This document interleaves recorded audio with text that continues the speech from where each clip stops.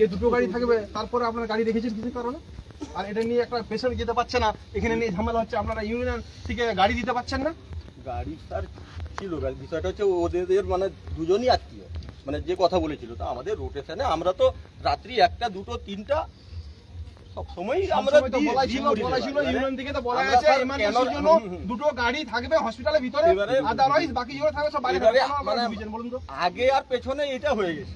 Further যদি গাড়ি দেখি কিন্তু গাড়ি কিন্তু টেনে নিয়ে চলে যাবে, কোনো অসুবিধা আর রাখবো না স্যার, গাড়ি বের করেন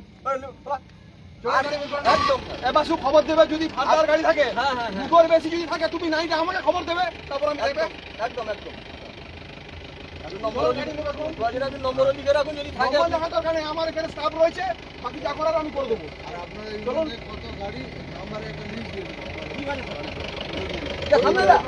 এই গাড়ি আপনাকে বলতে হবে। ঠিক আছে।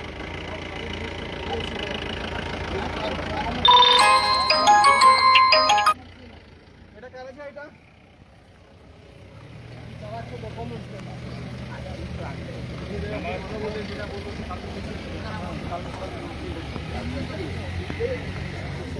কাঁথি মহকুমা হাসপাতালে রাখা গ্রাউন্ডে রাখা সমস্ত অ্যাম্বুলেন্স সরিয়ে দিচ্ছে কাঁথি থানার পুলিশের পক্ষ থেকে।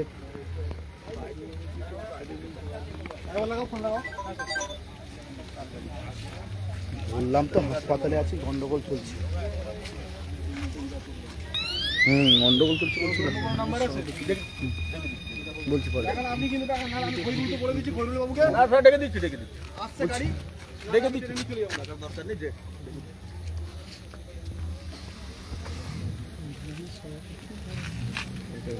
সুবিধান কোথায় গেল? তোমরা ডিউটি করবে, আবার দেখে নেবে না ডিউটি ধরার আগে দুটোর বেশি যদি কোনো অ্যাম্বুলেন্স থাকে বাইরে, ওরা যদি নিজের থেকে সরিয়ে নেয় তো ভালো। একটু দাঁড়ান, হ্যাঁ দাঁড়িয়ে দেখুন তো কথা দাঁড়া দাঁড়া দাঁড়া দাঁড়া একটু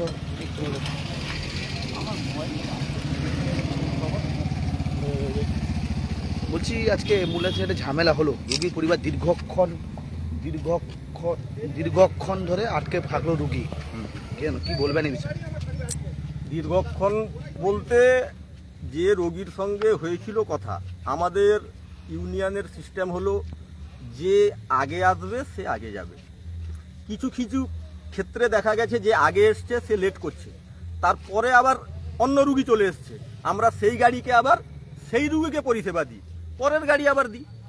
যিনারা অবজেকশন করছেন উনাদের বক্তব্য হচ্ছে আমি যে গাড়ির সঙ্গে কথা বলেছি সেই গাড়িটা আমাকে দিতে হবে। আমাদের ইউনিয়নে কিন্তু এই সিস্টেম নেই। আমরা পরিষেবা যে আগে আসবে তাকে আগে দিব, যদি গাড়ি না বেরায় তাহলে পরে যে এসছে তাকে আগে ছেড়ে দিব, গাড়ি তো আমাদের স্টকে আছে। উনাদের বক্তব্য ওই গাড়ির সঙ্গে কথা বলেছি, কেন ওই গাড়ি দেয়া হলো না? আমরা গাড়ি দিতে পারিনি এ কথা নয়, উনাদের যে ওই গাড়িটাই দিতে হবে। আমাদের বক্তব্য হচ্ছে আপনার গাড়ির প্রয়োজন, ওইটা কেন? পরের গাড়িটা নিলেও হয়। এইটাই হচ্ছে বচসার মূল কারণ। এবং যে ছেলেটার সঙ্গে কথা হয়েছিল সে ওদের আত্মীয়ের মধ্যে, ওই জন্য ওরা ওই গাড়িটাকে চাইছিল, ওরই সঙ্গে কথা বলেছিল। ওর আগে ভাড়া হয়ে যাওয়ার জন্য ওই গাড়িটা আর ও যেতে পারেনি। ওদের দাবি যে ওইটাই আমার প্রয়োজন। এটাই হচ্ছে বচসার মূল কারণ। আগে থেকে ওরা স্লিপ কেটে নিয়েছিল তো ওই গাড়ির। বলি স্লিপ কেটে নিলে হবে না, স্লিপ আপনার কাছে থাক, স্লিপ কাটলেন মানে গাড়ি আপনার বুকিং হয়ে গেল এটা নয়। আপনার স্লিপ হয়েছে, গাড়ি আপনাকে দেয়া হবে, সেই গাড়ি দিতে হবে এরকম কোনো নিয়ম আমাদের নেই। গাড়ি আপনাকে দিব। আমি যে স্লিপে কি নাম্বার লেখা নেই গাড়ির? কি স্লিপের নাম্বার? আপনারা যখন স্লিপ কাটেন তাতে কি আমরা যখন স্লিপ কাটি, বহু ক্ষেত্রে দেখা গেছে স্লিপ কেটেও গাড়ি যায়নি, আমাদের ফল্ট খেতে হয়েছে, যার জন্য আবার সেই স্লিপেই নাম্বার গাড়ি চেঞ্জ হয়ে যাবে, শুধু নাম্বারটা চেঞ্জ, অন্য কিছু না, সিম্পল। তাদেরকে যখন স্লিপ কেটেছিলেন ওই গাড়ির নাম্বার দিয়ে পার্টিকুলার স্লিপ কেটেছিলেন তো? বলি আমাদের নিয়ম আছে, স্লিপ কাটো, গাড়ি স্টার্ট করো, গাড়ি লাগাও। ওরা কিন্তু স্লিপ কেটে দীর্ঘ সময় অতিক্রম করেছে, অন্য পেশেন্ট এসছে, আমরা ওই গাড়িকে দিয়েছি। নেক্সট ওদের যখনই লাগবে আমরা গাড়ি দিব।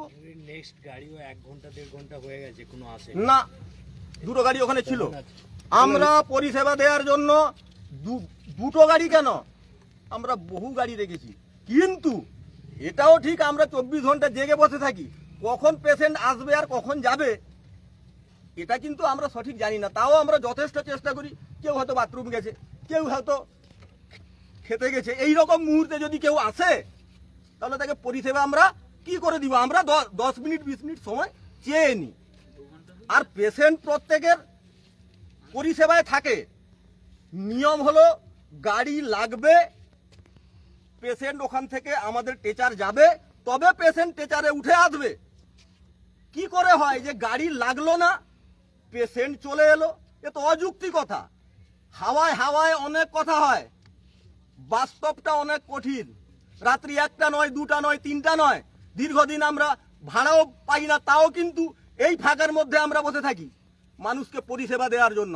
হয়তো আজকে কোন রকম ভাবে গড়িমুচি হয়েছে, কিন্তু এটা নয় যে আমরা পরিষেবা দিই না। আজকে যারা বলছেন চলে যাও, হেঁটে যাও, পরিষেবা নেই, বলুন তো যদি এই রকম হতো তাহলে কি আমরা এখানে থাকতে পারতাম?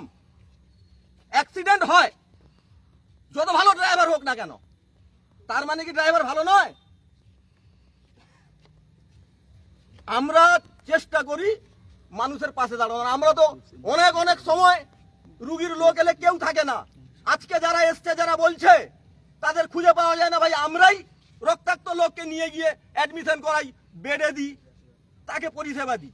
সেক্ষেত্রে কই আমাদের তো নাও হয় না, আমাদের বলে না এই অ্যাম্বুলেন্স ইউনিয়ন আজকে যথেষ্টভাবে মানুষের সহযোগিতা করলো, কেউ নেই তাদের পাশে দাঁড়ালো। শুধু মানে ইয়ে করলে হবে না, খবর করলে হবে না, মানুষের আবেগটাকে জানতে হবে, মানুষের পাশে থাকতে হবে, তবেই বলা যাবে। আজকে আমরা থাকি, যথেষ্টভাবে করি মানুষের জন্য, যার জন্য জোর গলায় দাঁড়িয়ে বলছি যে আমরা মানুষের করি। হয়তো করতে গিয়ে একাত্র আমাদের মিস্টেক হয়েছে, যেটা আজকে তার উদাহরণ আপনারা পাচ্ছেন। আমরা চাইবো সেটাকে শুধরে নেওয়ার জন্য, যাতে এটাও না হয়। কারণ একটা মুহূর্ত রোগীর ব্যাপার, জীবনের ব্যাপার। আজকে আমার বাড়ির হলে আমিও সেই কষ্টটা পেতাম, যাতে বিগত দিনে কোনো পেশেন্ট বা পেশেন্টের লোক কষ্ট না পায়, তার জন্য আমার ইউনিয়ন সম্পূর্ণভাবে চেষ্টা করব এটাকে লক্ষ্য রাখার জন্য, এবং সবাইকে সাবধান করব। আমাদের ইউনিয়নের যত ড্রাইভার ভাই আছে, মালিক ভাই আছে, সবাইকে বলবো যে না, এটা ইমার্জেন্সি জায়গা, এখানে 10 মিনিটও ফাঁক ফোকর দেওয়া যাবে না। আমরা হাঁটেন চেষ্টা করবে এইটাকে আমরা ঠিক করার জন্য, কারণ যখন আমাদের সামনে এসছে আমাদেরও একটু শুধরাতে হবে। ঠিক আছে, ওটা নিয়ে বড় কথা